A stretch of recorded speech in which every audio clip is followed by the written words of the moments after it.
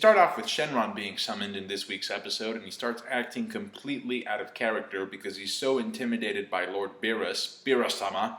It was fun. It was fun to see him act like he was crapping his pants. This kind of makes me want to know the hierarchy between divine entities in the DBZ verse. Because first of all, he can't even grant the wish properly. He's like, yeah, I can't do that, so I'll just give you the instructions and I'll just bail. It's kind of cool because you see Shenron's limitations in contrast to Beerus' omnipotence. So to end up with Super Saiyan God, you have to have 5 Saiyans. Turns out it's actually 6, including the person who's going to get the power up. So Shenron wasn't even clear on that shit. And they have to have a righteous heart. Which makes sense because if you don't have a righteous heart, you probably wouldn't be touching somebody else to power them up instead of you in the first place. And that's kind of touched upon with Vegeta, kind of being a little bit jealous. But at the end of the day, he's like, okay, fine, you go, Kakarot. And then next time I'm up. So they try and power up Goku. It doesn't work the first time. Videl has to come in and say that I'm preggers. Who would have thought that getting a chick pregnant, Gohan banging Videl, ended up saving the world? Goku gets the fetus power boost to put him over the edge there. It's so stupid because Chi-Chi says, hey, you should call that kid, when he's born, you should call him Gomen. If my name were Gomen, I'd probably jump out of a fucking building. Videl's belly starts glowing and shit. The animation for the powering up scene, as well as the music, in my opinion, was really good. You even have shots of the sky, these clouds coming in, you get a shot of the heavens, and the music is very angelic. It just echoes that of the divine, which makes sense because he's turning into Super Saiyan God, so it has to have some type of divinity type of feeling to it. It really did fit the power-up well in that regard. However, they stretched the ever-living shit out of that scene. Oh my gosh.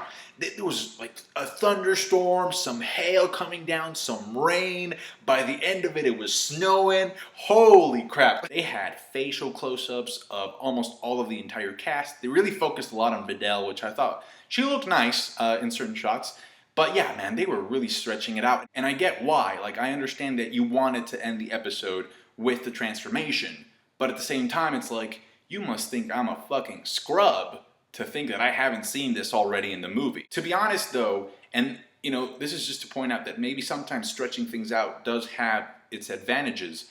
I don't really remember the powering up. I remember the transformation, but I don't remember the powering up scene all that well in the movie. So in a way, I ended up appreciating the transformation that much more because of this episode. Now that doesn't mean that it wasn't stretched out. It was intentionally stretched out, but it was you know what? I'm actually okay with this. I mean, I don't know if we necessarily needed to have all those weather changes in one scene, but I appreciated the energy waves that were coming out of this group effort to power up Goku. It looked nice. Like I said, the music, it was really good. And the reason why the atmosphere to me is such a big deal is because if you compare it to when he goes Super Saiyan, right? You can feel there's this aggressiveness, this anger almost, this rage that needs to come forth in order for him to go up a mode. But in this case, it's more, because it's God, it's Super Saiyan God, it's more of a mellow, a chill, there's a sense of tranquility and peacefulness to it. Obviously, there's also power, but the power is obtained through camaraderie and bonds of those who have a righteous heart, right? So it's a very different type of power-up when you compare it to the other forms. Even stuff like the fusion dance, which is also about, combining energies into one. That's more of an elaborate ritual type of power-up. So yeah, I really appreciated the episode because of the atmosphere that it created. So he gets the red hair. Next week, we have a fight coming up. Keep your fingers crossed for that animation. Tell me your thoughts about this episode down below. Thank you so much for watching. Like the review if you did. I appreciate that. Subscribing is also really appreciated. Thank you guys. Catch you guys later. Bye.